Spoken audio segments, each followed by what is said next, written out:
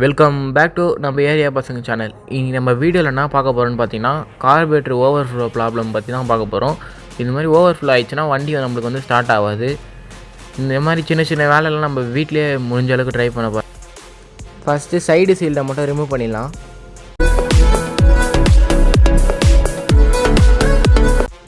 Next ஏர் ஃபில்டரோட ஸ்க்ரூவை loose பண்ணிட்டு ஏர் ஃபில்டரை remove பண்ணிடுங்க.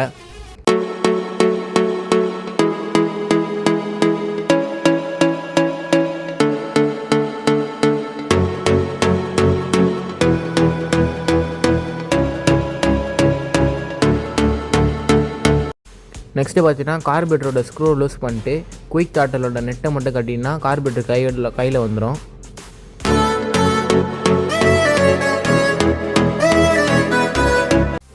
Carburettor தீயில் 4 ஸ்க்ரூ வரும், அதை மட்டும் ரிமூவ் பண்ணுறேங்க.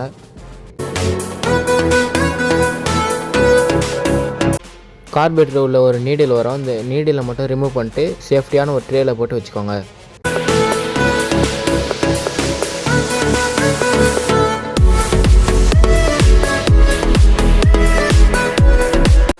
அடுத்து பார்த்தீங்கன்னா கார்பரேட்டரில் 2 ட்ரம்மு வரும், அந்த ட்ரம்மை எடுத்து வச்சுக்கோங்க.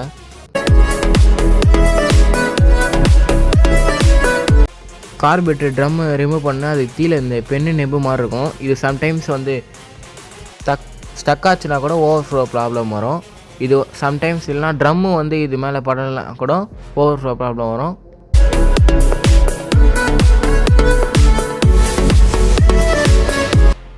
பெட்ரோலை தொட்டு ப்ரெஷ்ஷை வச்சு நல்லா க்ளீன் பண்ணிக்குவாங்க கார்பரேட்டரை.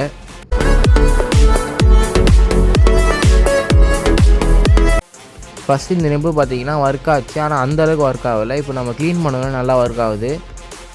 ட்ரம்மு கீழே வந்து நம்ம இந்த பின்னு வந்து நல்லா டச் ஆகலை, அதனால் நம்ம நீக்கி விடணும். இப்போ பார்த்தீங்கன்னா கார்பரேட்டர் வந்து இருந்தே அந்த பார்ட்ஸ்லாம் உள்ளே மாட்டிட்டு 4 ஸ்க்ரூ போட்டு டைட் பண்ணுறேங்க.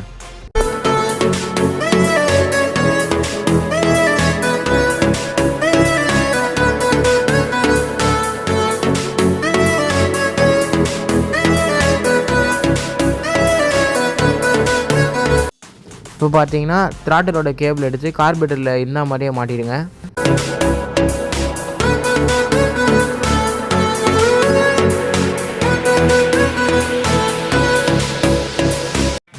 அடுத்து கார்பரேட்டரை வந்து இருந்தே ஃபிக்ஸ் பண்ணுறேங்க.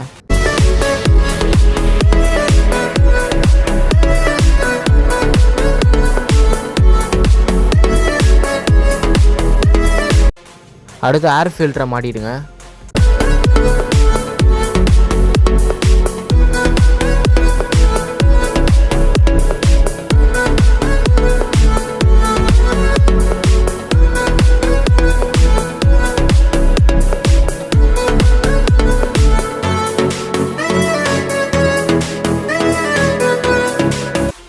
அடுத்து ஷீல்டை மாட்டுருங்க.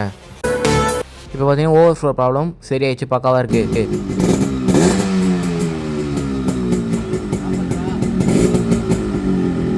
வீடியோ பிடிச்சிருந்தா மறக்காமல் லைக், ஷேர், சப்ஸ்கிரைப் பண்ணுங்கள்.